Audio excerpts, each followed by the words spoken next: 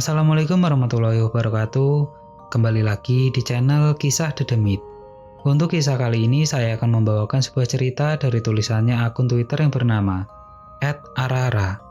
Dan untuk kisah yang akan saya bawakan kali ini yaitu sebuah kisah yang berjudul Bukit Soeharto. Untuk kalian yang ingin membaca ceritanya secara langsung, silahkan kunjungi link yang akan saya cantumkan di deskripsi. Dan seperti apa kisahnya? Langsung saja kita menuju ke ceritanya.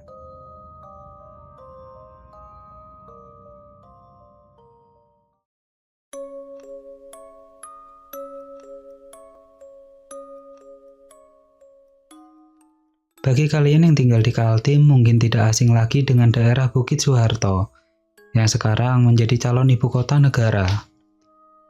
Kalian pasti pernah melewati Bukit Soeharto ini, karena ini jalur alternatif Samarinda Balikpapan. Tapi apakah kalian pernah melewati Bukit Soeharto di malam hari? Bukit Soeharto merupakan hutan raya yang dikelola pemerintah. Minimnya penerangan di Bukit Soeharto ini sehingga membuat sensasi yang luar biasa ketika pada malam hari. Cerita ini diambil dari kejadian yang pernah dialami temanku dan orang tuaku. Bukit Soeharto, jangan sendirian. Sudut pandang Farhan. Kejadian ini aku alami sekitar tahun 2019 dan masih membekas di ingatanku. Sebab aku mengalami kejadian yang luar biasa dalam hidupku dan memberikan pelajaran bahwa kita harus menghormati makhluk yang tak terlihat. Hari Minggu ini aku libur kerja. Sudah jauh hari aku memutuskan untuk liburan ke Samarinda, hanya sekedar ingin bertemu teman lama yang kuliah di Samarinda. Dan pastinya untuk menghilangkan kejenuhanku juga. Jam 10 pagi, aku sudah tiba di kos temanku. Aku dan temanku ini memutuskan untuk jalan ke mall, sekedar nonton bioskop dan lanjut nongkrong di kos sambil main game. Karena keasikan main game sampai larut malam. Rasanya penat sekali dan malas untuk balik ke Balikpapan, apalagi sudah larut malam. Tapi pekerjaan yang menuntutku harus balik.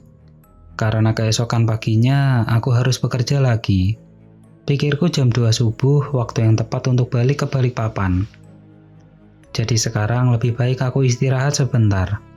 Kunyalakan alarm HP-ku di jam 2 subuh. Lalu aku bergegas untuk segera tidur. Kring, kring, kring. Alarm HP-ku pun berbunyi. Rasanya malas sekali untuk bangkit dari tempat tidur ini. Aku pun memejamkan mata dan memutuskan untuk tidur kembali. Kring, kring, kring. Sial, alarm HP-ku berbunyi lagi. Yah, kali ini aku harus benar-benar bangun dari tidurku. Mau gimana lagi keesokan paginya aku harus bekerja lagi seperti biasa. Aku pun membangunkan temanku. Kupikir hal mudah untuk membangunkan temanku dari tidurnya ternyata salah. Aku tetap berusaha untuk membangunkan temanku.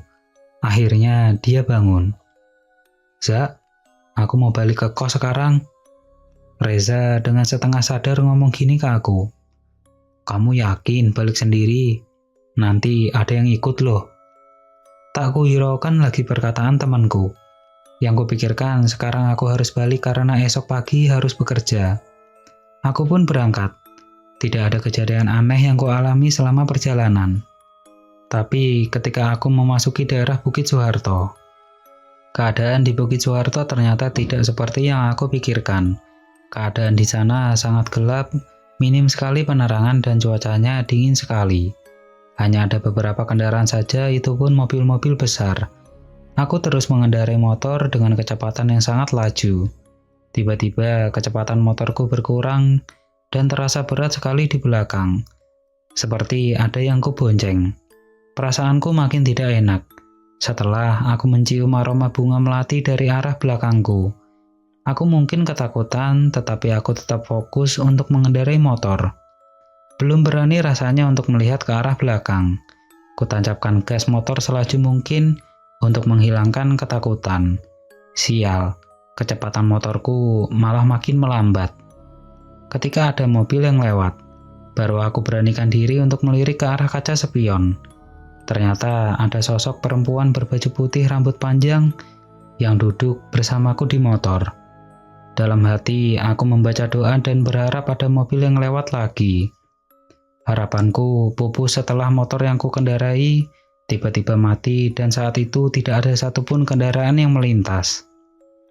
Aku berusaha untuk menyalakan motorku, tapi tak kunjung menyala. Keadaan di situ gelap sekali, dan sumber peneranganku hanya senter HP. Suara binatang dari dalam hutan pun kedengaran jelas di telingaku. Rasanya semua makhluk di situ telah menyambutku, diiringi dengan angin yang sangat kencang. Ketakutanku semakin meningkat ketika mendengar sosok perempuan berbicara persis di arah belakangku.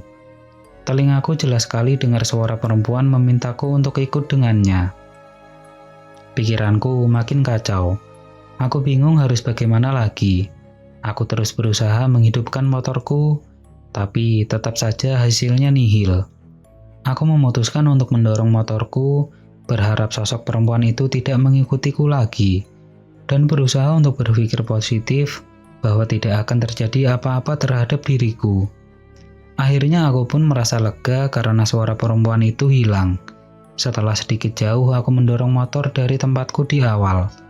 Aku pun berusaha kembali untuk menghidupkan motorku. Tapi tetap saja motor tidak mau hidup. Kuberanikan diri untuk melihat keadaan sekitar dengan penerangan senter HP. Aku melihat sosok putih terbang dari satu pohon ke pohon lain, diikuti dengan suara ketawa. Sosok itu terlihat jelas duduk di atas dahan pohon yang besar, dengan sepasang mata yang merah, yang sedang melihatku. Sontak keadaan ini membuatku tidak tahan lagi, dan aku pasrah apa yang bakal terjadi dengan diriku. Kuambilkan air mineral yang ada di kantong motorku. Kubacakan doa, lalu aku berbicara. Aku tidak mengetahui siapa kamu. Jika aku ada salah, tolong jangan ganggu aku dan mencelakaiku. Aku cuma mau pulang dengan selamat. Tolong jangan ikuti aku. Lalu kutuangkan air yang sudah kubaca doa tadi di pohon itu. Tetapi aku tidak berani untuk menengok ke atas. Kucoba lagi untuk menghidupkan motorku. Dan akhirnya motorku hidup kembali. Aku tancapkan gas selaju mungkin. Kupikir ini sudah berakhir. Ternyata salah.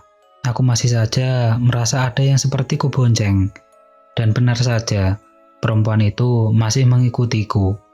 Selama perjalanan aku tetap membacakan doa dalam hati dan berharap ada kendaraan yang melintas. Aku beranikan diri lagi untuk berbicara kepada sosok perempuan itu. Tolong jangan ikuti aku. Dan sosok itu berbicara dengan suara yang lembut. Tolong berhentikan saya di pohon besar di depan sana. 3 menit kemudian saya berhenti tepat di dekat pohon besar itu. Dan benar, sosok itu turun dari motor dan aku melihat sosok itu tersenyum kepadaku dan menganggukkan kepalanya. Badan aku lemas sekali.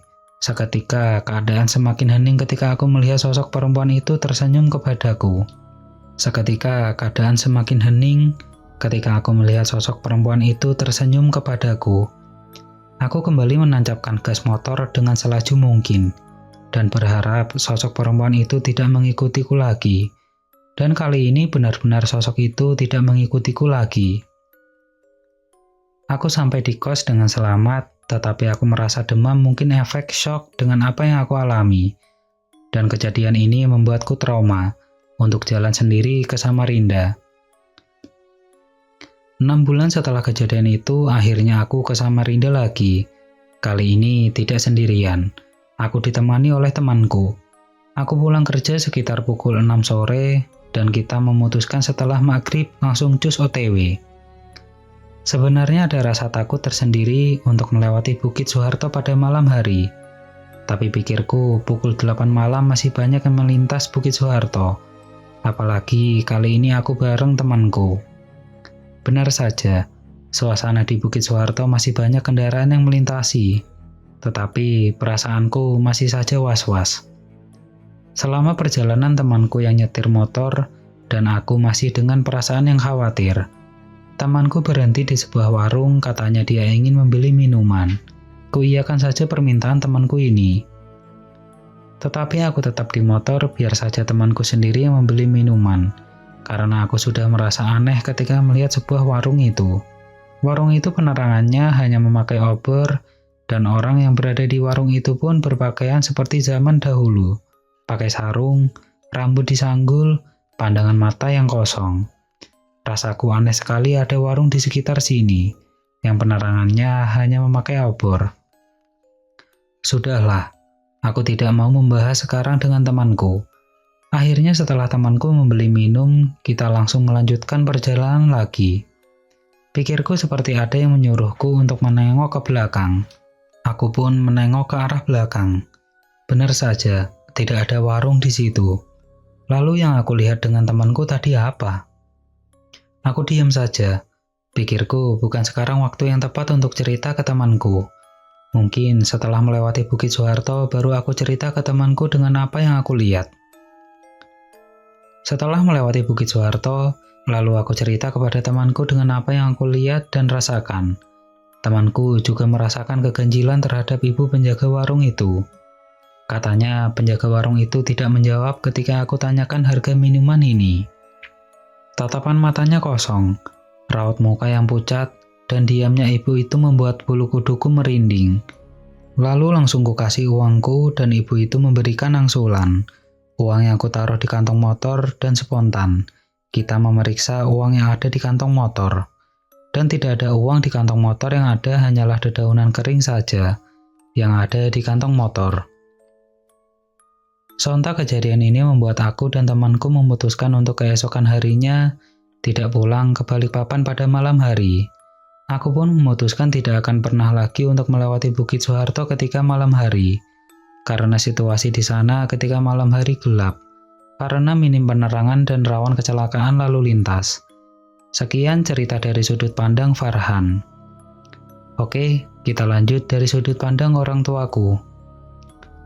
Orang tuaku ke Samarinda dengan tujuan mengantarkan motorku untuk kuliah di sini. Waktu itu aku ingat sekali orang tuaku tiba di kosku sekitar pukul 1 malam. Jadi ibuku cerita kejadian yang dialami ketika melintasi Bukit Soeharto pada malam hari. Kejadian di sana sangat gelap dan waktu itu hanya ada 2 kendaraan motor saja. Motor orang tuaku dan 1 motor cowok yang dia pun hanya sendiri atau tidak ada tumpangannya. Selebihnya ada kendaraan mobil saja. Ketakutan menyelimuti ibuku, dikarenakan bapakku sendiri mengendarai motor dengan kecepatan yang tidak laju. You know lah, faktor umur. Kurasa bukan karena faktor itu. Keadaan di Bukit Soeharto yang gelap, ditambah lagi lampu motorku yang kurang terang. Dan bapakku tidak terlalu hafal jalan di sana. Jadi intinya bapakku lebih mementingkan keselamatan. Mungkin bagi bapakku sendiri sudah biasa dengan hal mistis, karena bapakku sendiri kalau bekerja selalu sering di hutan. Berbeda halnya dengan ibuku yang takut akan hal itu. Aku yakin banyak sekali kejadian horor yang sudah dialami bapakku. Tapi sayang bapakku sibuk kerja terus, sampai-sampai aku jarang sekali untuk sharing cerita dengan bapakku. Padahal aku sudah sering meluangkan waktu, kalaupun ada libur kuliah seminggu aku langsung pulang ke rumah. Tapi bapakku emang jarang di rumah. Ya, kalaupun bapakku pulang ke rumah, bukan malah istirahat atau diem di rumah. Dia malah kerja yang lain lagi. Oke, lanjut. Waktu itu ibuku sangat takut dikarenakan seperti ada yang aneh di belakang. Kayak ada yang mengikuti dari belakang, tetapi ibuku tidak menceritakan hal itu kepada bapakku. Karena pada dasarnya kalau suku pasar itu kalau ada hal aneh jangan sampai ditegur, karena bisa berakibat fatal. Intinya hiraukan saja. Orang tuaku melihat sosok laki-laki yang sudah cukup rentan di seberang jalan sana, yang ingin menyeberang dengan membawa obor. Sosok laki-laki itu berjalan untuk menyeberang melewati kami. Sontak orang tuaku membiarkan orang tua itu dulu untuk menyeberang melewati orang tuaku. Dan ia berjalan menuju ke arah hutan, lalu melanjutkan perjalanan lagi. Orang tuaku hanya terdiam bengong, entah langsung refleks saja memberhentikan sepeda motor. Sungguh, kejadian yang di luar nalarku. Mana mungkin ada orang di sekitar sini? Dan tujuannya berada di sini apa? Orang tuaku tidak mengambil pusing dengan kejadian yang barusan dialaminya, dan tetap fokus melanjutkan perjalanan. Orang tuaku pun sampai di Samarinda pukul 1 malam. Sungguh, perjalanan yang sangat luar biasa.